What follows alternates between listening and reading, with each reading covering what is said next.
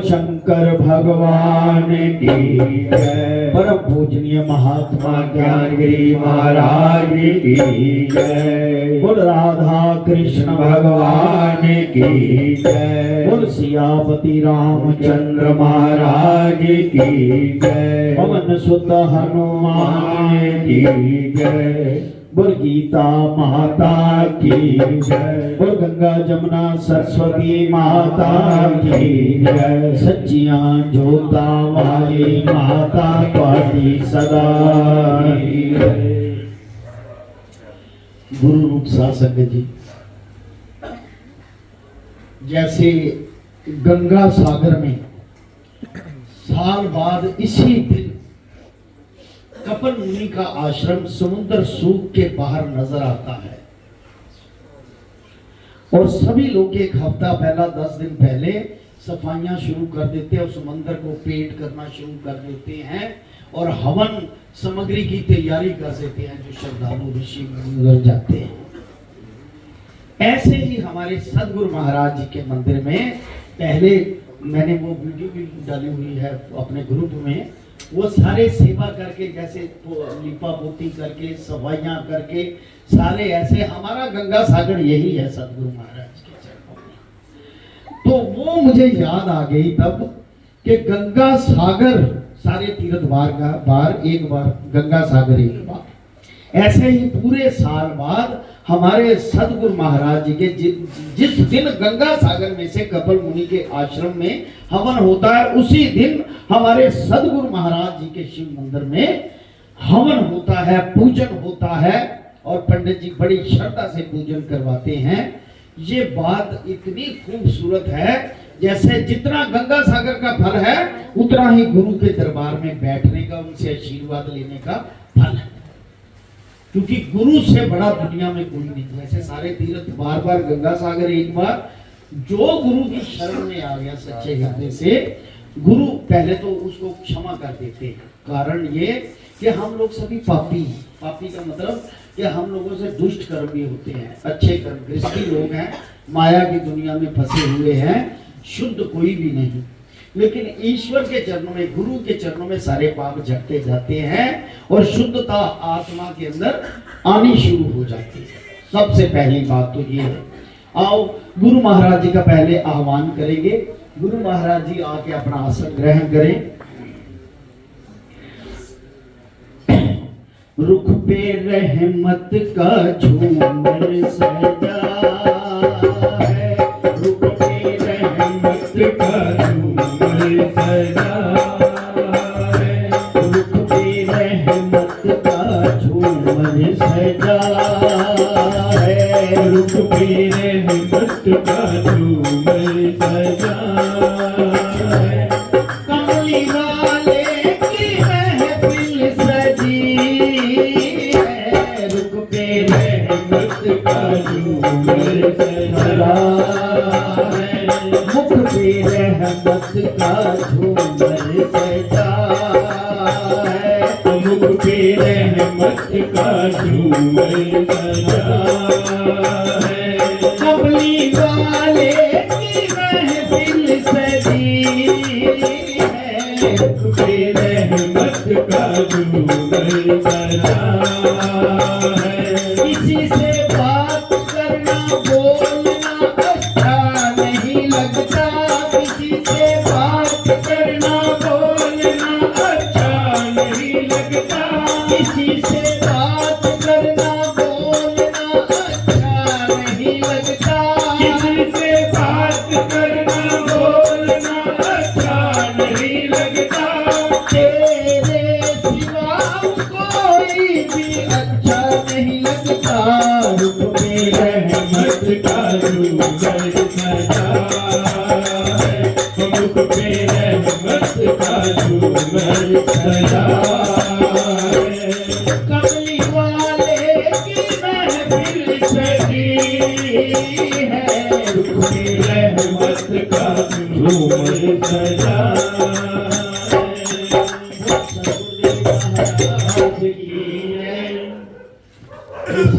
महाराज आप अपना आसन ग्रहण कीजिए।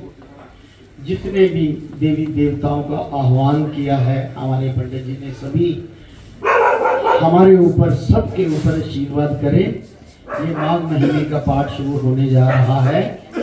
गुरु महाराज कृपा करें, सब पर दया करें। हे परमपिता परमात्मा सद्गुरुदेव महाराज, आप ही स्वयं कथा करने वाले हैं। आप ही का शब्द एक एक वाणी से निकले, कोई ऐसा शब्द ना निकले जिससे किसी का दिल दुखे। हे ईश्वर, इस वाणी को सुनकर सभी कृतार्थ हों, आप उनको आशीर्वाद दें, क्योंकि आप ही की वाणी है। ऐसा मैंने सुना है। ये जो व्यास पीठ है जिसपे आदमी कथावाचक बैठता है वो व्यास पीठ होता है, और कथावाचक सुखदेव स्वामी जी होते हैं। वो शंकर भगवान की और व्यास जी महाराज जी के आगे भी प्रार्थना है कि अपना आशीर्वाद बनाए रखें, और सुखदेव स्वामी जी के आगे आशीर्वाद है उनका हमें आशीर्वाद दें कि हम कृतार्थ हों। जो भी शब्द निकले बस किसी का दिल ना दुखे और सारी वाणी सुनकर कृतार्थ हो जाए। वो शंकर भगवान के 2 अध्याय हैं, टाइम लगेगा, लोगों ने काम पे भी जाना है।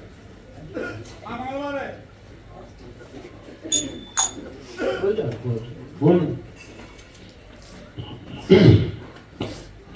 ओम नमो शिवाय, हरि ओम नमो शिवाय, ओम नमो शिवाय, हरि ओम नमो शिवाय, ओम नमो शिवाय, ओम नमो शिवाय, ओम कवि कृष्णाय नमो, ओम हरे कृष्णाय नमो, ओम कवि कृष्णाय नमो, ओम हरे कृष्णाय नमो, ओम नमो भगवते वासुदेवाय, ओम नमो भगवते वासुदेवाय, ओम नमो भगवते वासुदेवाय, ओम नमो भगवते वासुदेवाय।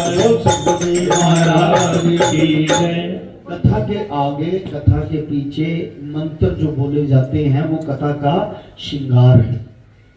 भजन कीर्तन सत्संग जो पहले और बाद में किया जाता है वो सब कथा का श्रृंगार है, उपमा है उस कथा की। इसलिए जितनी बार भी भूले जाएं कम नहीं। बोल शंकर भगवान की जय। श्री भगवानों और श्री कृष्ण भगवान जी अर्जुन को कहते हैं, हे अर्जुन, मैं गुफिया से परम गुफिया ज्ञान तेरे प्रति कहता हूं, तो सुन। तेरे प्रति क्यों कहता हूं? तो मेरे वचनों की निंदा नहीं कर। ज्यादा व्याख्या नहीं हो पाएगी। वैसे कहते हैं, शास्त्र में लिखा है कि जो शास्त्र में श्लोक है उसको आगे पीछे ना किया जाए, यानी कि जुबानी ना किया जाए, उसका तर्जमा किया जा सकता है, लेकिन शास्त्र के श्लोक पढ़ने बहुत जरूरी है। वो आज तो इतना तर्जुमा नहीं होगा क्योंकि समय बहुत हो चुका है। बड़े प्यार से सुनिए। तेरे प्रति क्यों कहता हूं कि तू मेरे वचनों की निंदा नहीं कर। जो इंसान किसी की निंदा चुगली करता है, ईश्वर पहले कहता है छल छिद कपट मुंह नहीं बाहर। ना मुझे स्वार्थ अच्छा लगता है, ना छल अच्छा लगता है, ना कपट अच्छा लगता है। वो पहले ही कहते हैं, कहते तू मेरे वचनों की निंदा नहीं करता, सच सच मानता है, सत्य सत्य इसी से ये ज्ञान जिसके जानने से तू संसार से निर्लेप रहेगा। यानी कि अगर बर्तन साफ होगा तब उसके दीदार होंगे। उसके दीदार का मतलब अपने अंदर से दीदार करना। आपके अंदर ही बैठे हुए हैं, अपने आप को ही आपने देखना है, किसी और को नहीं देखना आपने। जितनी विद्या है और गुफिया वस्तु है तिनका भी राजा है, और पवित्र से अति पवित्र है, उत्तम से अति उत्तम है। और अगम पुरुष कौन है? जो तुम्हारे अंदर वास कर रहा है, वही अगम पुरुष। वो तो एक टीचा है, वो आपके अंदर है, कहीं और नहीं, और सबके अंदर है, कण कण में समाया हुआ है। अगम पुरुष जो किसी के कहे जाना नहीं जाता, तो इसको प्रत्यक्ष दिखाऊंगा। यानी कि अपने आप को देखना, प्रत्यक्ष साक्षात्कार अपने आप का करना, वो तब होता है जब बिल्कुल बर्तन साफ हो जाए। जब तक मन में हृदय में आपकी भावना में छुपा हुआ कोई चोर है, तब तक उसके दीदार में, ये ध्यान रखना। दीदार तब होंगे, हाँ आप तब करते हो, तपस्या करते हो, आगे कथा सुनते हो, कीर्तन सत्संग भजन सब कुछ करते हो, लेकिन वो चोर अंदर है। अगर चोर अंदर है तो दीदार नहीं होगा, लेकिन कीर्तन का फल है। जिस भावना से करते हो वो मिल जाएगी। कोई शास्त्र में लिखा हो उन्होंने, जिस ज्ञान के जानने से अति सुंदर विनाशी पुरुष प्राप्त होता है, ऐसे ज्ञान को जो पावे है उनकी बात सुन। हे परंतप अर्जुन, जो ऐसे ज्ञान को नहीं जानते वे प्राणी मुझको नहीं पाते, बार बार संसार में जमते मरते रहते हैं। अब अर्जुन और सुन, जिस ज्ञान के पीछे महिमा कही है सो सुन। हे अर्जुन, जो मेरा अव्यक्त स्वरूप है जिससे सारा जगत प्रकट हुआ है, और दूसरा जो मेरा विराट स्वरूप है जिस पर ब्रह्मा आदि से लेकर चींटी तक जो लोग बसे हैं, वो किस भांति विराट लोक पर बसे। सुनो, जैसे एक बड़े वृक्ष पर असंख्य पक्षी बसते हैं। देखो वृक्ष भी वही पड़ा, और ब्रह्मा से लेकर चींटी तक उसके अंदर भी सारे वही, और जो बसे हैं लोग उनके अंदर भी सारे वही। यानी कि एक ईश्वर कहां कहां पर एट ए टाइम पे विराजमान है, एक ही वक्त पे कहां कहां वो विराजमान है। जैसे एक बड़े वृक्ष पर असंख्य पक्षी बसते हैं, और सबके हृदय में आत्मा राम है। ये बात बिल्कुल क्लियर हो गई कि हृदय में जो आत्मा राम है वो वही है, और कण कण में जो विराजमान है उस वृक्ष पर ब्रह्मा से लेकर जो चींटी तक लोग बसे हुए हैं वो भी वो है। यानी कि सब कुछ वही है। ये मैंने तुझको अपनी प्रभुताई बढ़ाई ऐश्वर्य जो कहा है, जग के भरण पोषण हारा भी मैं हूँ, सबसे न्यारा भी मैं हूँ, सबका उपजावन हारा भी मैं हूँ, और निर्लेप कैसा हूँ इसका दृष्टांत सुन। जैसे नित्य पवन का निवास आकाश में रहता है और आकाश का स्पर्श नहीं करता है, कैसे सभी भूत प्राणी मेरे से ही पैदा हुए, मेरे में ही बसते हैं, और मैं ही सबके अंदर बसता हूं। यानी कि अंदर तू, बाहर तू, तू ही तू, तू ही तू। इसका मतलब हम तो हैं ही नहीं, हम तो भावना से उससे अलग हैं। हमारी भावना के अंदर जो कुरीतियां बसी हैं उससे हम अलग हैं ईश्वर से। सबसे न्यारा ऐसा निर्लेप हुई कुंती नंदन, जब ये संसार अपनी मर्यादा को पहुंचता है तब संसार परले होकर मेरी प्रकृति अर्थात माया में जागीर होती है। फिर इस माया और संसार का आदि मैं ही हूँ, फिर इस संसार को प्रकट करता हूँ, और अपनी जो प्रकृति माया है जिसमें बार बार संसार को प्रकट पालन और परले करना। और ये जो सब भूत प्राणियों का गांव 84 लाख की जीव की योनि है, ये अपने नहीं माया के बस में है। अब अर्जुन और सुन, मैं संसार को पैदा करता हूं, उपजाता हूं, संहार भी मैं ही करता हूं, पर मुझको इस कर्म किए का दोष नहीं लगता। अब देखिए अपने और थोड़ा थोड़ा बात क्लियर करने की कोशिश करूंगा ईश्वर की कृपा से, जो सदगुरु महाराज चाहते हैं कि कहता है कि मैं पैदा भी करता हूं और संहार भी करता हूं, लेकिन इस कर्म किए का मुझको दोष नहीं लगता, क्योंकि ईश्वर का मन हमारे अंदर नहीं फंसा हुआ। उसके लिए दुश्मन दोस्त सारे एक जैसे हैं, जैसा तुम्हारा कर्म वैसा फल वो देगा ईश्वर।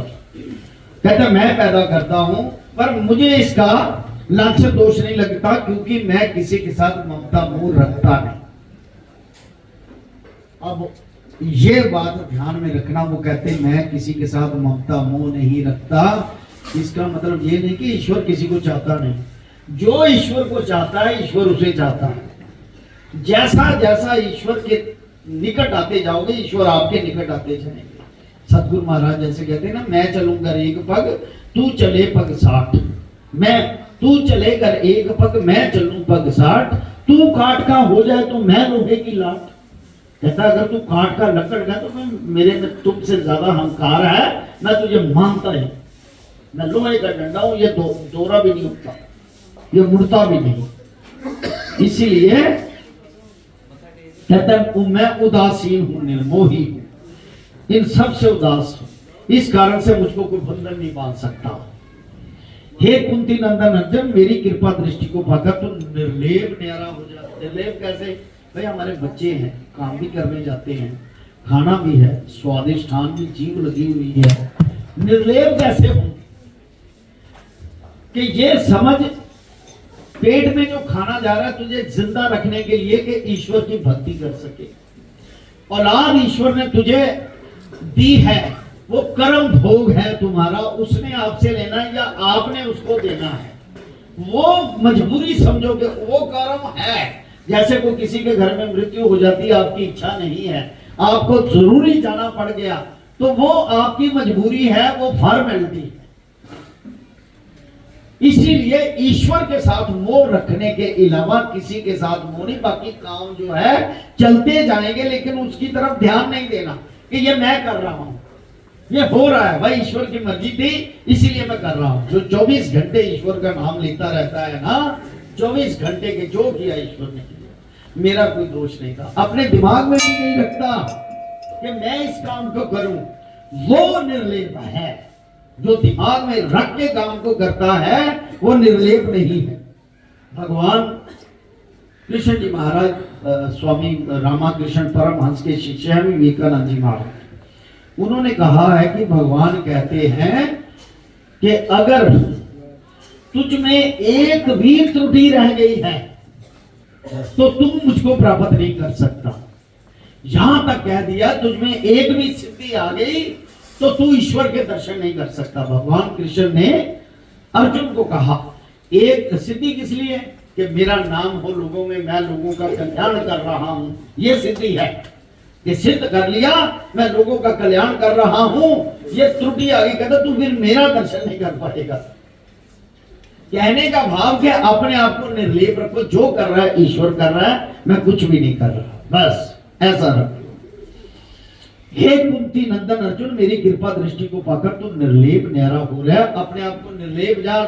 अब अर्जुन और सुन, ये जो मेरी प्रकृति माया है सो संसार जड़ जंगम को जो उपजाती है प्रकट करती है, दूसरा प्रकार संसार के उपजाने का तू मत जान, ऐसा ईश्वर मैं ही हूं। हे अर्जुन, ये जो मैंने मनुष्य देह धारण की है सो मूढ़ अति अज्ञानी मुझको समझते नहीं। गुरु महाराज जी एक बार कहते थे, नीचे बैठते थे ना यहाँ पर, तो कहते थे कि जो गुरु को साकार मूर्ति समझता है वो नरक का भागी है। गुरु भी निराकार होता है, इसकी भी शक्ल नहीं होती, सिर्फ दिखावा मात्र होता है, दिखावे के लिए, इसको कुछ नहीं हो सकता। ये लोगों के दुख सुख लेने के लिए अपने लिए रखी, ऐसे गुरु महाराज कहते थे। मूढ़ अति अज्ञानी मुझको समझते नहीं, मुझे पहचानते नहीं कि श्री कृष्ण जी ऐसे प्रभु हैं, सो प्राणी मेरे प्रताप को नहीं जानते कि मैं कैसा हूं। मैंने जो मनुष्य देह धारण की है, मूढ़ अति अज्ञानी मुझको नहीं समझते। सब भूत प्राणियों का ठाकुर मैं, जो पुरुष मुझको नहीं जानते वो क्या फल पाते हैं? सुनो, उनकी आशा सब निष्फल होती है। फिर कैसे? राक्षसों जैसे तिनके स्वभाव हैं, प्रकृति के मोहे हुए मुझे नहीं पहचानते। जो भले पुरुष महात्मा भगत जन मेरा भजन करते हैं, वे कैसे हैं? तिनकी बात सुन, तिनकी देवताओं जैसी प्रकृति। जैसे आप सभी लोग, हम सब मिलके जो भजन कीर्तन सत्संग करते हैं, मेरा भजन मुझको ये पहचान कर करते हैं कि श्री कृष्ण जी सबके आदि हैं, निरंतर मेरी महिमा गाते हैं, पढ़ते हैं, कथा कीर्तन करते हैं, दृढ़ निश्चय से मेरी पूजा करते हैं, बार बार मुझको नमस्कार करते हैं। इस प्रकार मेरा भजन करते हैं। दूसरे ज्ञानी जो मेरे भक्त हैं मुझको किस प्रकार भजते हैं, वे भी सुनो। ज्ञानी मुझको जानते हैं कि एक परमेश्वर पार ब्रह्म है, सो अनेक रूप होकर पसरिया है, दूसरा भेद कोई नहीं, एक है, और कहां कहां है वह मुझको जानते हैं। हे अर्जुन, प्रकृति भी मैं, ये जो नेचर है, प्रकृति अपने आप जो कार्य करती है, कहता वो मैं हूं। यज्ञ भी मैं हूं। ये जो आप यज्ञ 1 महीने का कर रहे हैं, हमने यज्ञ भी किया, अपनी पूजा की, ये यज्ञ है। घर से एक एक कदम चल के जो यहाँ पर गुरु शरण है, ये भी यज्ञ, एक एक कदम एक एक यज्ञ है।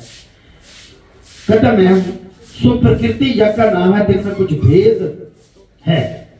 स्वहा और स्वदा वचनों से जो कुछ भी अग्नि में होते हैं, ये वचन भी मैं हूं। खीर आदि से लेकर जो अन्न है सो मैं हूं। यज्ञों में जो मंत्र पढ़ते हैं सो मैं हूं। विदाता भी मैं हूं, वेदों में ओंकार भी मैं हूं, ऋग यजुर और साम ये वेद भी मैं हूं, उसका गति करता भी मैं हूं, सखा भी मैं हूं, निवास सोने की ठार भी मैं हूं। ऐसा ईश्वर कहते हैं। और संसार सारा मेरी शरण है। मैं ही सबका मित्र हूं, सबका परले और उत्पत्ति करता भी मैं हूं, यानी कि मारता भी मैं हूं, पैदा भी मैं ही करता हूं। और विश्व सारा मेरे अंदर, यानी कि हम जो ये पाठ सुन रहे हैं सारे मिलके मेरे समेत कर तो सतगुरु महाराज जी अपने वचनों द्वारा कर रहे हैं। ये जो हम सुन रहे हैं पाठ सभी मिलकर, कहता विश्व मेरे में लीन है। ये भी हम उसी भगवान के अंदर बैठ के पाठ कर रहे हैं। उसका एक बहुत बड़ा रूप है जिसके अंदर हम बैठे हैं, और हमारे अंदर भी वही सब कुछ है, वो हमारे अंदर भी बैठा। इतना सूक्ष्म है उसका, इतना सूक्ष्म। मैं ही सबका मित्र हूं, सबका परले उत्पत्ति करता हूं, विश्व मेरे में लीन है, सब बातों से मैं पूर्ण हूं, इसी कारण मेरा नाम निधि निदान कहा है। सर्व का अविनाशी बीज, आत्मा जो है अविनाशी बीज है। सूर्य होकर मैं ही तपता हूं, परले होकर परले भी मैं ही करता हूं। मैंने ही देवता अमर किए हैं, और मनुष्य आदि से लेकर सब शरीरों को मैंने ही मृत्यु लगाई है। अब देवताओं को अमर किया। देवता कौन बनता है? जो इसका कीर्तन भजन करता है, सत्संग करता है, पाठ करता है और परोपकार करता है, लोगों में लोगों की भलाई के लिए काम करता है, वो है देवता। उनको देव रूप देकर अमर किया हुआ है। जब चाहे आ सकते हैं, जब चाहे जा सकते हैं। और मनुष्यों को मौत इसलिए लगाई है कि मनुष्य जो है कर्म अच्छे बुरे कर रहे हैं, वो अपने ऊपर ले रहे हैं कि हम कर्म कर रहे हैं, इसीलिए उनके लिए मृत्यु लगाई है। बार बार पैदा होते हैं, उत्पन्न होते हैं। हे अर्जुन, जो मनुष्य मुझको इस विधि से पूजते हैं, इनके सारे पाप काटे जाते हैं, यानी कि पाप भी काटे जाते हैं अगर वो ईश्वर की शरण में। अब देखो, एक छोटी सी बात है, जब गुरु महाराज जी के पास जाकर जब वो कर्ण में आपके अकेले में गुप्त रूप में आपको शब्द देते हैं, तो पहले कह देते हैं जा तेरे सारे पिछले पाप काटे। ये भगवान ही काट सकता है ना, तुमने तो कोई कर्म अच्छा किया ही नहीं, लेकिन गुरु ने काट दिया आपके पाप सारे। सिर्फ एक नाम शब्द देकर, इतनी पावर है नाम शब्द में। जो नाम शब्द आप जप, फिर हम ना जपे उसको, सारा जीवन 80 साल 90 साल जी के ऐसे बिता दे, ना जपे, तो फिर तो कर्म भोग में आएंगे हम लोग भी, चाहे गुरु के शिष्य हैं। इतने पिछले तो काट दिए, अब आगे के कौन काटेगा? अपने मानी नहीं ईश्वर की बात, अपने सतगुरु की बात नहीं मानी, इसलिए वो नहीं कटेंगे। वो आपको बार बार मनुष्य जन्म में चोला लेकर आना पड़ेगा। जो प्राणी यज्ञ करके स्वर्ग पाने की कामना करते हैं, वे अपने पुण्य की मर्यादा तक स्वर्ग में दिव्य भोग भोग कर जब अपने क्षीण होने पर स्वर्ग से गिरते हैं, फिर मनुष्य लोग यानी कि कामना वाले जो है ना, उनकी भी वो कामना पूरी करता है, लेकिन उनका भी जन्म हो, क्योंकि कामना है मन में, इसलिए उनका भी जन्म होना होता है। जो इसी प्रकार स्वर्ग की कामना के लिए त्रिविध या करते हैं और स्वर्ग के सुख भोगते हैं, पुण्य भोगकर वहां से गिरकर फिर गर्भ में आते हैं, बहुत दुख पाते हैं। और ये बात निश्चय है कि कामना वाले को सुख नहीं। अब अर्जुन मेरे भक्तों की बात सुन, मेरे भक्त मन का निश्चल चेता, निश्चल चेता क्या है? मन का निश्चल चेता मेरे में रखकर श्वास श्वास मेरा सिमरण करते हैं। यानी कि मन और बुद्धि को एकाग्र करके आज्ञा चक्कर में उसका ध्यान करके बार बार सिमरण जो करता है, उसका ध्यान करके, यहां तक कि काम करते हुए भी उसका ध्यान, हथ कारवल चित्त यारवल, काम करते हुए भी चक्के दे हर गेड़े तेनू याद करा, यानी कि हर श्वास श्वास में तुम्हें याद करूं। कहते वो जो करता है श्वास श्वास मेरा सिमरण करता है, तिनके कल्याण निमित्त मैं चारों ओर पैरा देखता हूं। यानी कि भक्ति के बिना कुछ भी नहीं। जब तक आप भजन नहीं करते तो सुख की प्राप्ति नहीं हो सकती। हमारे पास कोई चारा ही नहीं है कि हम सुख प्राप्त कर लें सिवाय भजन के। इसीलिए भजन करना बहुत जरूरी है, गुरु का होना बहुत जरूरी है। इस प्रकार जैसे धन पात्र मनुष्य के घर के चारों तरफ चौकीदार पहरा देता है, हे अर्जुन तू मेरा भक्त है इसलिए मैं तेरी देह की रक्षा करता हूं। भगवान रक्षा करते हैं। मैं छोटी सी एग्जाम्पल दे रहा हूं। मेरे घर में जत्तू भी नहीं था, कोई भी, वो गंगा सागर स्नान करने गया था, दक्षिणेश्वर गया था, तो मैं ना स्कूल एक्टिवा का वो स्टैंड लगा हुआ था, तो ऐसे ऊपर चढ़ाने लगा तो एक्टिवा मेरे ऊपर गिर गई और यहाँ पर। ये 10 दिन पहले की बात। 2 दिन पहले तो मैंने सोचा मैं शायद इस महीने गुरु की कृपा ना हो, मेरे ऊपर मैं ना कर पाऊँ, कोई ऐसा पाप सामने आ गया। 2 दिन तो मंजी से नहीं उठ पाया पेशाब करने जाने के लिए। ये 5-7 दिन पहले की बात कर रहा हूँ। तो आज मैं बिल्कुल स्वस्थ हूँ। 3-4 दिन जब ये सफाइयां कर रहे थे तब भी मुझे दर्द हो रहा था, मतलब इतनी तकलीफ थी। मैंने कोई ट्रीटमेंट नहीं किया, सीखा कराया, एक आधा इंजेक्शन लगवाता था दर्द ना हो। तो देखो ईश्वर ने जिसने अपना काम करवाना है, जिसके ऊपर कृपा करनी है, वो पता नहीं क्या था, क्या बला थी गेट के आगे कि मेरी जान जाने से बच गई। और मुझे अभी भी अपनी भक्ति में, अपने शरण में उसने ले लिया। नहीं तो मेरा इरादा ही नहीं था। मैं इनको कहने वाला था कि मैं यार ठीक नहीं, पर इनको पता लगा, सिकंदर को उन्होंने फोन किया, भाई साहब अभी ऐसा नहीं करना, अभी ध्यान से रहो, किसी को कहो स्कूटर लगा दे करे, अभी बहुत काम बाकी है, वाकई काम बहुत बाकी है। ईश्वर के चरणों में रह के अभी इनका और भी जो बाकी रहा हुआ काम है हम सबको मिलके करना है, हम सबको मिलके करना है। ऐसे नहीं उधर ऐसे खड़े होके गुरु का चेला हो और ऐसे खड़ा होके देखता रहे कि चलो कर ही रहे हैं काम, तो गुरु क्या सोचेंगे? ये अपने अपने हृदय से पूछना। मैं किसी को लगा के नहीं बात कह रहा, किसी को नहीं लगा के कह रहा, अपने अपने। क्योंकि ये आसन जो है ना, ये व्यासपीठ का आसन है। ये मुझे थोड़े दिन हो गए पता चला। व्यास देव कृपा करे तभी बैठ सकता है, और सुखदेव स्वामी कृपा करे तभी वो बोल सकता है। वो खड़े होते हैं यहां पर और किसी को बोलने नहीं देते, जो वो चाहते हैं वो वाणी में से निकलता है। इस पर किसी को गुस्सा करने की जरूरत नहीं। इतने लोग हो आप और गुरु के भक्त हो, 2 आदमी या 3, 4, 5, 7 लगा लो, ये काम करें और बाकी पूछ भी नहीं सकते भाई हमारा काम दो। ये परसों चौथ ताला बंद था, जब सफाई कर ली मैं कहा यार ना तुसी मैनू पिछले हफ्ते सद्या ना होना, मैं संतां नूं मत्था टेक के चले। कहते भाजी ਅਸੀਂ ਤੁਹਾਨੂੰ ਰੈਸਟ ਦੇ ਰਹੇ ਹਾਂ, ਸੱਟ ਲੱਗੀ ਰੈਸਟ ਦੇ ਰਹੇ ਹਾਂ, ਤੁਸੀਂ रेस्ट करो, काम सारे हो जाएंगे, सारे बंदे इकट्ठे बैठे तरसेगा। कहने का भाव जिनके मन में श्रद्धा है वो अपने आप आएगा, वो कहेगा। कमेटी से पूछ लो कि मेरे लायक को काम है, वो भी काम दे, नहीं तो ये खुद ही कमेटी वाले झाड़ू लगाते रहते हैं, सफाइयां करते रहते हैं, अपने आप काम। तो भगवान इनको देगा, चाहे आप उनके शिष्य हो या नहीं हो।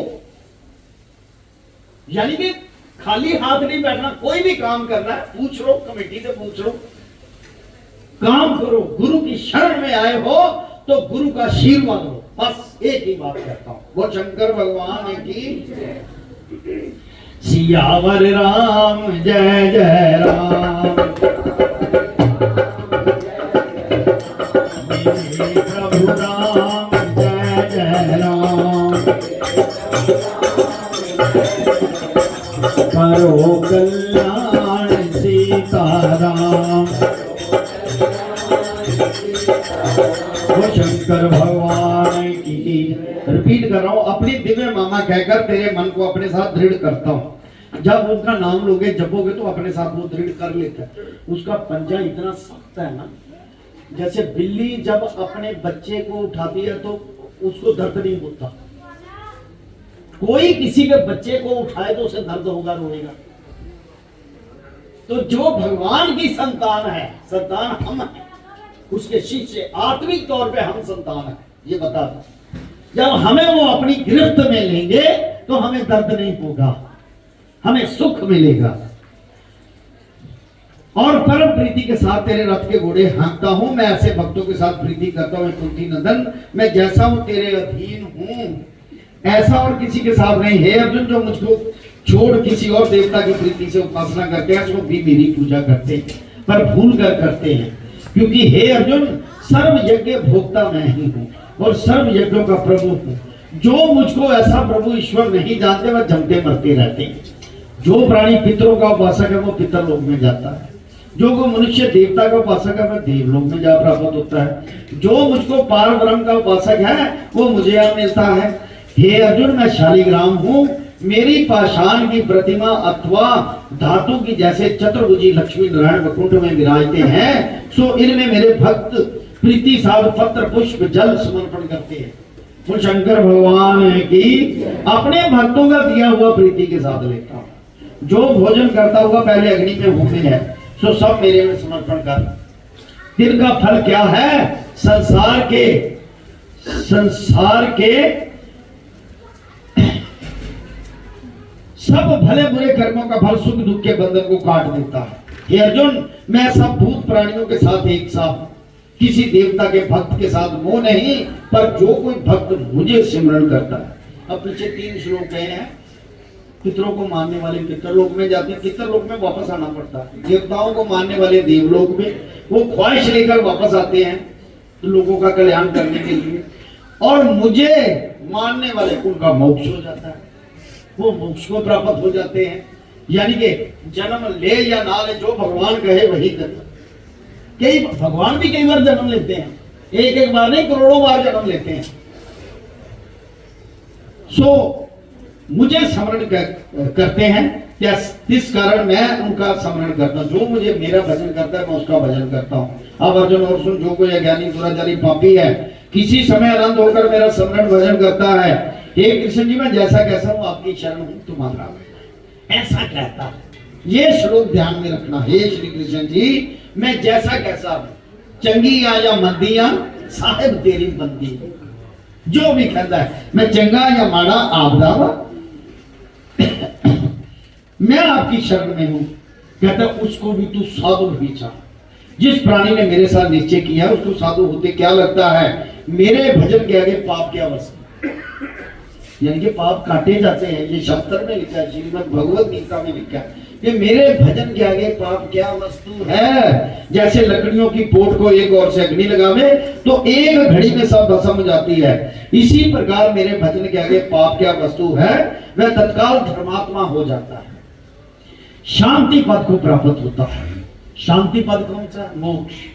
ना अच्छा ना बुरा, ना लेना ना देना, वहां केवल सिमरण के सिवा कुछ नहीं। आप जानते हो, जब पहली बार आप आए थे संसार में तो अनहद बाजा तो पहले ही आपके अंदर बज रहा था, सिमरन तो पहले ही हो रहा था, क्योंकि भगवान आपके अंदर था ना। सिमरन तो पहले ही चल रहा था, फिर दोबारा शब्द लेने की क्या जरूरत पड़ गई? उस माचिस की तीली से उस अग्नि को प्रकट करने के लिए दोबारा शब्द लेने की जरूरत। जब संसार में है वही शब्द चल रहा है, वो शंकर भगवान की अनहद बाजा ऑलरेडी बज रहा है, लेकिन गुरु की चेतनता ही जरूरी है, उसकी अग्नि लगानी जरूरी है, माचिस की तीली से उसको जागृत करना जरूरी है। शब्द चल रहा है आपके अंदर, आप भूल गए हैं शब्द चल रहा है। हे कुंती नंदन, जो मुझको पाप योनि होकर सिमरे, कौन पाप योनि? वैश्य शुद्ध सो प्राणी भी परम गति के अधिकारी हूँ। यानी कि कोई जात पात का भेदभाव नहीं ईश्वर ने किया, जात पात पूछे नहीं कोई, हर को भजे सो हर का। कोई भी जात का आदमी कहता अपने लिए भजन कर सकता, कौन कहता नहीं कर सकता। ये निश्चय जान जो मेरे भक्त हैं जिनका नाश नहीं होता। हे अर्जुन, ब्राह्मण का पुण्य जन्म है सो मेरा मुख है, और क्षत्रिय मेरी भुजा है, तिनको कृतार्थ होना कुछ आश्चर्य नहीं। इस कारण हे अर्जुन, मनुष्य की देह तुझको प्राप्त हुई, ऐसी देह को पाकर मेरा भजन कर। अब मनुष्य देह का वृतांत सुन। जो कैसा मनुष्य देह है सदा ने क्षण भंगुर है, तत्काल नाश हो जाते हैं। रोगों का घर हाड़ मांस आदि अपवित्र वस्तुओं से पूर्ण है। ये तो मनुष्य देह के अवगुण कहे हैं। अब इस देह की बड़ाई सुनो। जब जीव भ्रमते भ्रमते मनुष्य देह में आता है, तब मेरे जानने का ज्ञान पाता है, मुझे पहचान कर स्मरण करता है। मेरे भजन के प्रताप से मेरे अविनाशी परमानंद पद में आप प्राप्त होता है। मेरे पद के दाता ये मनुष्य देह ही है। मुझे पाने के लिए मनुष्य देह ही चाहिए, इसी में ही प्राप्त करना है। अब देखो, हमारे ब्राह्मण लोग हैं, पूजनीय हैं, हमारे गुरु की शरण में आए हैं। इन्होंने, इनका जो कर्म है, ये प्रकांड पंडित हैं। देखिए कितना बड़ा इन्होंने पूजा करवाई, हवन करवाया। ये इनकी क्या जरूरत पड़ गई हमें? क्योंकि हमने भजन नहीं किया, हमें मंत्रों का आह्वान नहीं आता, तो ये हमारे लिए पूजा करते हैं कि इनको कृतार्थ करना। जैसे ओम विष्णु विष्णु विष्णु आपके संकल्प लेते हैं ना, ऐसा संकल्प लेते हैं ना आप लोगों का, हाथ में जल लेकर, आपका नाम लेकर, गोत्र लेकर। तो उसी तरह से हम अनपढ़ हैं, हम नहीं जानते, ज्ञानी हैं, तो इसीलिए ब्राह्मण की जरूरत साथ में पड़ गई कि हमारा कल्याण करते हैं। इसीलिए, क्योंकि हमने जपे नहीं मंत्र। मेरे पद का दाता ये मनुष्य देह ही है, ये इसकी बढ़ाई है। इस कारण से अर्जुन, ये देह तुझे प्राप्त हो, इसको पाकर मेरा भजन कर और भजन सुन। मन का दृढ़ निश्चय मुझ में रखकर मेरा भक्त हो, मेरी पूजा कर, मुझको नमस्कार कर। इस प्रकार निश्चय कर भजन कर। पार्थ ऐसा होए कि आए बसे हम लोग, मुझ में प्राप्त होकर हर जाए सब शोक। ओम नमो भगवते वासुदेवाय।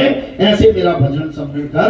मेरे साथ ऐसा मिलेगा जैसे पानी के साथ पानी मिल जाता है, इस प्रकार मेरे साथ अभेद हो। ओम नमो नारायण। ये कहो श्रीमद् भगवद गीता सुपनिषदसु ब्रह्म विद्यायाम योग शास्त्रे श्री कृष्ण अर्जुन संवादे राज विद्या राजगुह योगना नौमाध्याय। कुल शंकर भगवान की।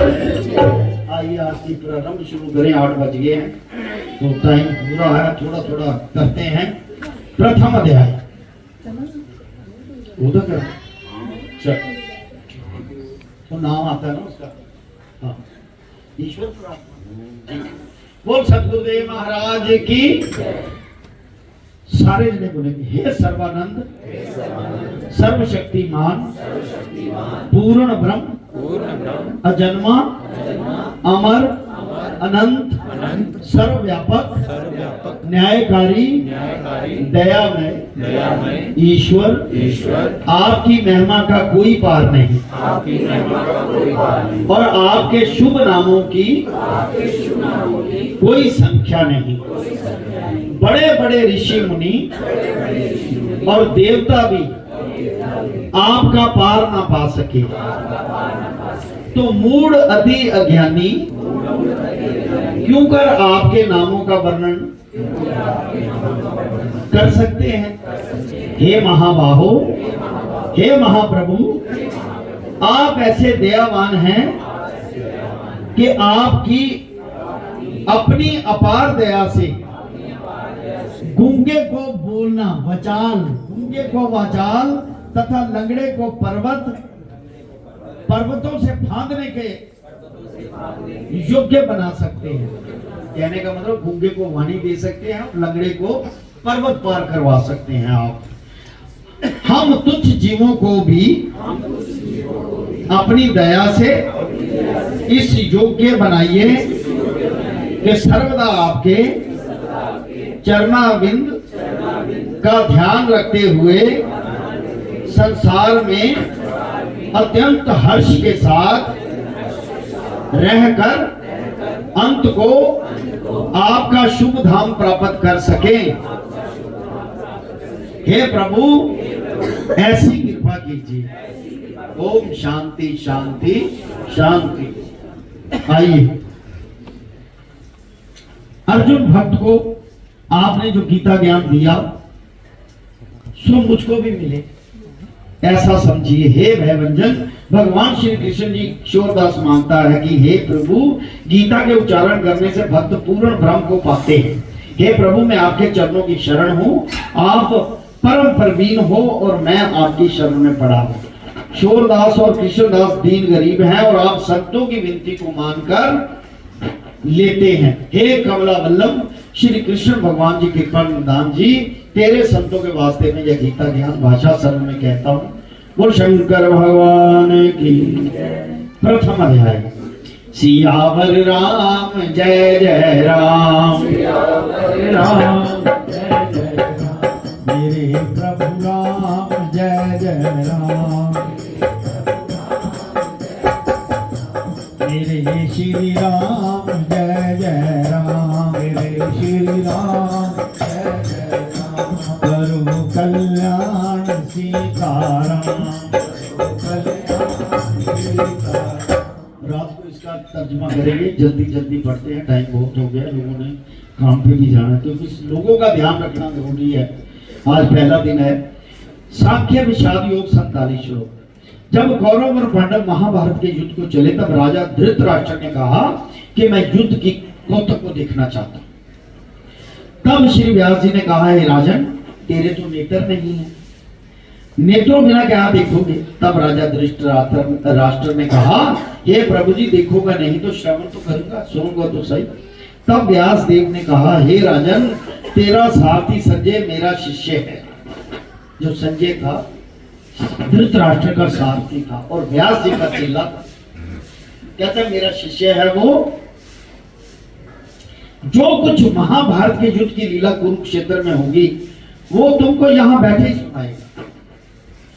जब व्यास देव जी के कमल मुख से ये वचन सुने तब संजय ने श्री व्यास देव जी के चरणों पर नमस्कार किया और हाथ जोड़कर विनती की, हे प्रभु जी महाभारत के युद्ध का चरित्र तो कुरुक्षेत्र में होगा।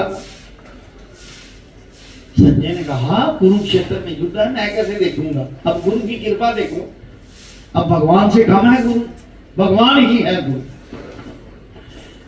वो एक रूप लेकर आपको तारने के लिए है।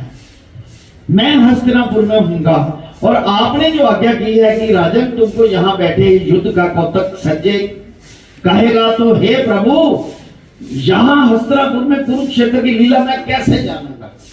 कहता मैं तो हस्तिनापुर में हूँ, मैं कैसे जानूंगा? वो कुरुक्षेत्र में युद्ध है आपने निश्चित किया और राजा को किस भांति सुनाऊंगा? जब इस प्रकार संजय ने व्यास जी से विनती की अपने गुरु से, तब श्री व्यास देव जी ने प्रसन्न होकर संजय को ये वचन कहा। उसके गुरु ने वचन कह दिया, हे संजय मेरी कृपा से तुझे यही सब कुछ दिखाई दे। अब गुरु की कृपा हो तो सब कुछ दिखाई देता है। एक बार मैंने कहा था कि हे गुरु महाराज मुझे माता सरस्वती के दर्शन कर। उन्होंने कहा यह मंत्र जपो, मुझे मंत्र दिया अलग, मुझे तो 3-4 बार उन्होंने मंत्र को दे दिया। मैं प्रैक्टिस कहते पहले इसे प्रैक्टिस करो। मैं एक बात बता रहा हूँ बड़ी जबरदस्त, गुरु क्या कर सकता है। मैं प्रैक्टिस करता हूँ, कहते 1 मिनट में कितनी बार है? मैं कहते 16 बार 1 मिनट में। कहते ठीक है स्पीड। अब 3 दिन लगातार करना, जागना भी है, सब कुछ करना है और खाना भी कुछ नहीं। मैं डर गया, मैं कहा नहीं महाराज ना मैं जाग सकता हूँ, तो खाना भी भूख भी लगती है, अनजान पर देते। कहते फिर चलो ऐसा करो बीच बीच में फल खा लेना या दूध पी लेना। तो 3 दिन बैठना है। मैं कहती नींद आएगी, कहते चलो थोड़ा सा सो भी लेना। मतलब इतनी छूट दे रहे थे। मैं क्या मुझसे नहीं हो, मैं हाथ छोड़ दी।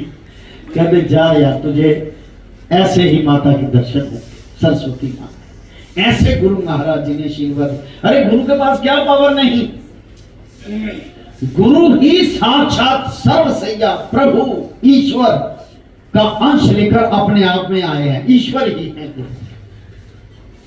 सो गुरु सब कुछ देते, कहते मेरी कृपा दृष्टि से तू सब कुछ देखेगा, दिखाई देगा, बुद्धि के नेत्रों से सूझेगा। जब व्यास जी ने ये वर दिया उसी समय संजय की दिव्य दृष्टि हो गई और बुद्धि भी उसी की दिव्य हुई। वो शंकर भगवान की जय। बुद्धि के नेत्रों से सूझेगा, बुद्धि भी उसकी दिव्य हुई। अब आगे महाभारत का गोता कहते हैं, तो सुनो। 7 क्षोणी सेना पांडवों की और 11 क्षोणी सेना धृतराष्ट्र के पुत्र कौरवों की, दोनों एक सेना इकट्ठी होकर कुरुक्षेत्र में पहुंची। अब राजा धृतराष्ट्र संजय से पूछता है, धृतराष्ट्रवाच, ये संजय धर्म क्षेत्र कुरुक्षेत्र में मेरे और पांडवों के पुत्रों ने क्या किया, मुझे कहो।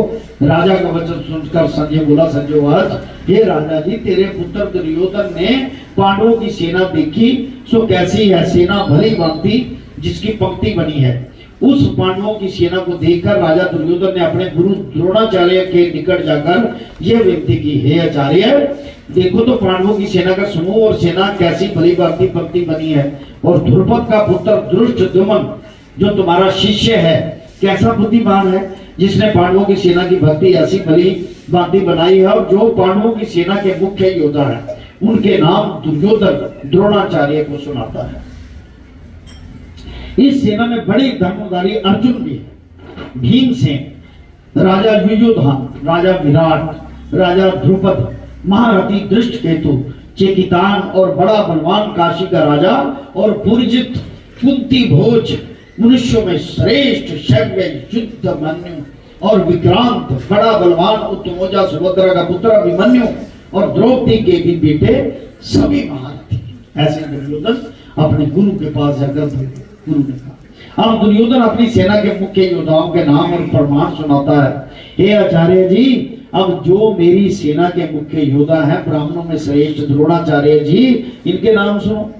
प्रथम विकर्ण, सोमदत्त, जयद्रथ, इनसे लेकर और भी योद्धा हैं तो आप और भीष्म जी, कर्ण, कृपाचार्य जी, समतंजय, अश्वत्थामा, जिन्होंने मेरे निमित्त अपना जीवन त्याग दिया और अनेक प्रकार के शस्त्र धारण किए हैं, युद्ध करने में बड़े प्रवीण और चतुर हैं। हमारी सेना बहुत अर्थात 11 क्षोणी, पांडवों की सेना थोड़ी 7 क्षोणी, यानी कि 18 क्षोणी टोटल सेना, 11 कौरवों की 7 पांडवों, और हमारी सेना का अधिकारी और रक्षाकर्ता भीष्म है, पांडवों की सेना का अधिकारी रक्षाकर्ता भीम है। तब दुर्योधन ने अपनी सेना को कहा, जितने तुम्हारी सेना के लोग हैं सो सभी भीष्म को रक्षा करने हारे हो, जितने शस्त्र आने के मार्ग हैं तब सभी मार्गों में भीष्म की रक्षा करो, कहते अपने सेनापति की रक्षा करो। ऐसा दुर्योधन ने अपनी सेना को कहा।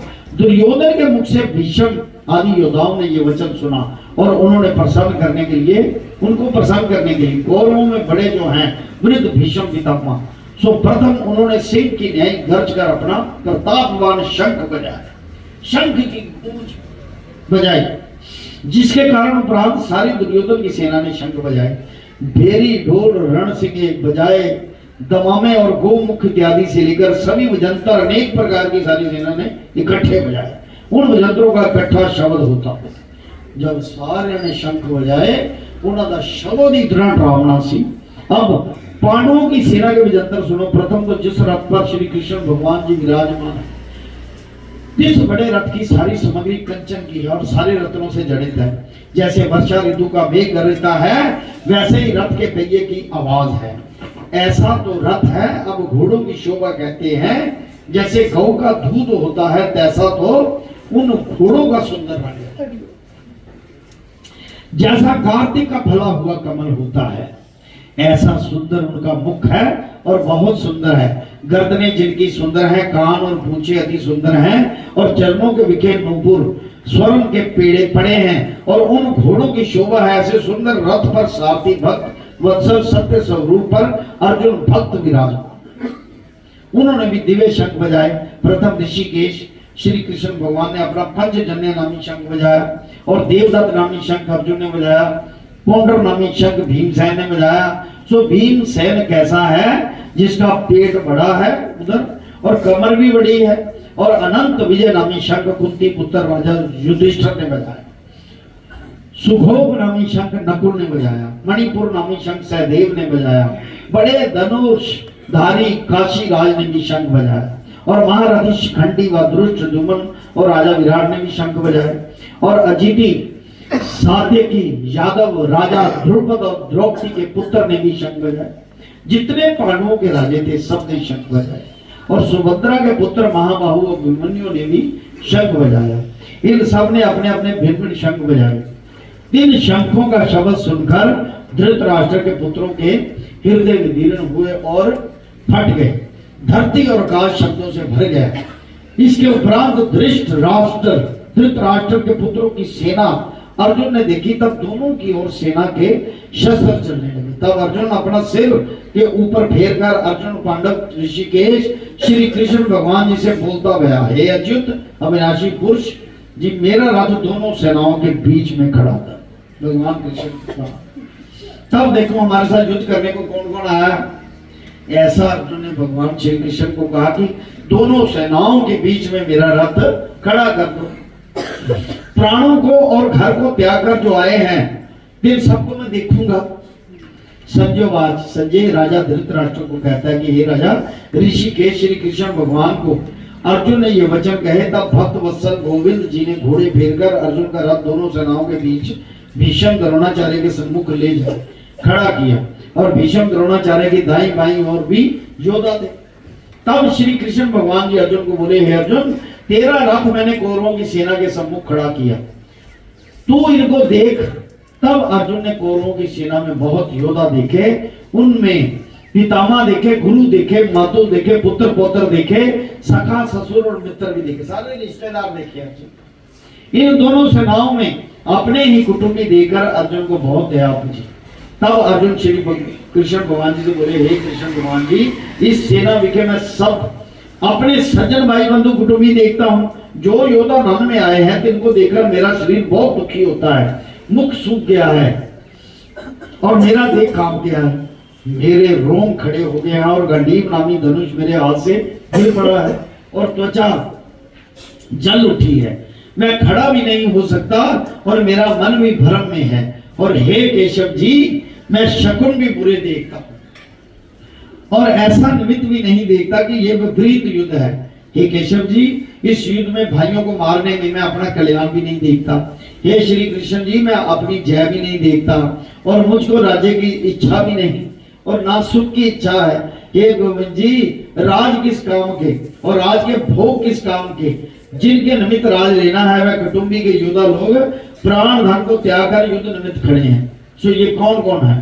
गुरु है, पितामह है, ताए हैं, ससुर है, मम्मी है, साले हैं और कुटुंबी है। हे मधुसूदन जी, इनको मारने की मुझको इच्छा नहीं, इन पर मुझको बहुत दया आती है। धरती के धारण हारे श्री कृष्ण भगवान जी, मैं इनको मारकर त्रिलोकी राज पाऊं तो भी ना मारूंगा, भूमि के राज की तो प्यार की बात ही क्या है। हे जनार्दन जी, धृतराष्ट्र के पुत्रों को मारने से हमारा कल्याण नहीं किंतु विपरीत होगा, इसके मारने से हमको बड़ा पाप लगेगा। यद्यपि ये महापापी भी है तो भी मारने योग्य नहीं। हे प्रभु जी, सभी पूजने और भेंट के योग्य हैं, बड़े हैं मुझसे, मैं इनको नहीं मारूंगा। हे माधव जी, सज्जन भाई बंधु कुटुंबी, इनको मारने से हमको सुख कहां और मुक्ति कहां, यद्यपि राज के लोभ से इनकी बुद्धि भी अंध हो गई है। हे धृतराष्ट्र, ये धृतराष्ट्र के पुत्र जो कुल नष्ट करने या मित्र के साथ कपट करने के दोष उपजते हैं, इनको नहीं समझते तो क्या इनकी न्याय मैं भी नहीं समझता। जो कुल के नष्ट करने से पाप होता है उस पाप को मैं भली भांति जानता हूं। अब जो पाप कुल के नष्ट करने से लगता है उस पाप को अर्जुन भली भांति कहते हैं। हे जनार्दन, जब कुल का नाश किया तब जो कुल के पुराने धर्म चले हैं वो भी नाश हो जाता है। जब कुल का धर्म नष्ट हुआ, सारे कुल में अधर्म का प्रवेश हुआ और कुल की स्त्रियां दुराचारी हो गई। 3 स्त्रियों के वर्ण शंकर पराय पुरुष की संतान उपजी। जब संतान वर्ण शंकर गई तब पिंड और जल पितरों को पहुंचने से रह गया तो तिल के पितर स्वर्ग से गिर पड़े। इस कारण से यादव वंशियों में श्रेष्ठ श्री कृष्ण भगवान जी, जिसने कुल का नाश किया तिसने कितने पाप किए, ये सब पाप कुल के नष्ट करने हारे के सर पर होते हैं। फिर ये मनुष्य उन पापों का फल क्या पाता है, सुनो। वह प्राणी सदा नरक भोगता है। ऐसा अर्जुन सोच रहा है कि उनके नाश करने के लिए जो पाप लगता है, संतान वर्म शंकर पैदा होती है, स्त्रियां व्यभिचारिणी हो जाती हैं क्योंकि धर्म का नाश हो जाता है, ऐसा सोचा उसने। न्याय शास्त्र में मैंने ये श्रवण किया है। अब अर्जुन और पछताता है, हाथ बजाकर और सिर को फेर कर कहता कि हाँ हाँ देखो भाई, मैंने कैसा पाप उद्यम किया था, राजसुख के लोभ निमित्त अपने कुल को नष्ट करने लगा था। अब मैं अपने हाथ में शस्त्र न पकड़ूंगा और धृतराष्ट्र के पुत्रों को हाथ में शस्त्र होंगे और मैं उनके सन्मुख होऊंगा, वह मुझको मारेंगे, इससे मेरा कल्याण होगा।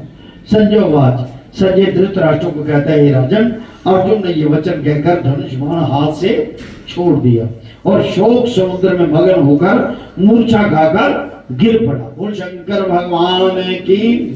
श्रीमद् भगवद गीता सुपनिषत्सु ब्रह्म विद्यायाम योग शास्त्रे श्री कृष्ण अर्जुन संवादे अर्जुन विषाद योगो नाम प्रथम। बोल शंकर भगवान की जय। सियावर राम जय जय राम, सियावर राम जय जय राम, श्री प्रभु राम जय जय राम जय जय राम, श्री राम जय जय राम, श्री राम जय जय राम, करो कल्याण सीताराम।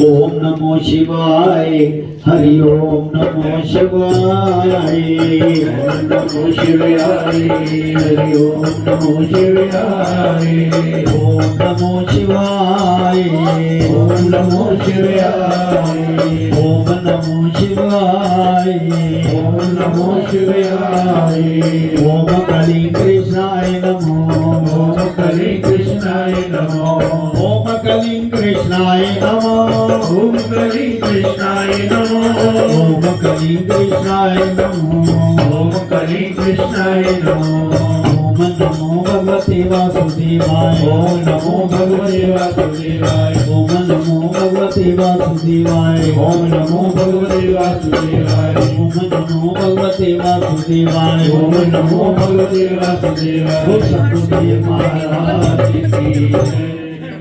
महामंत्र तो सतगुरुदेव महाराज की जय। महामंत्र।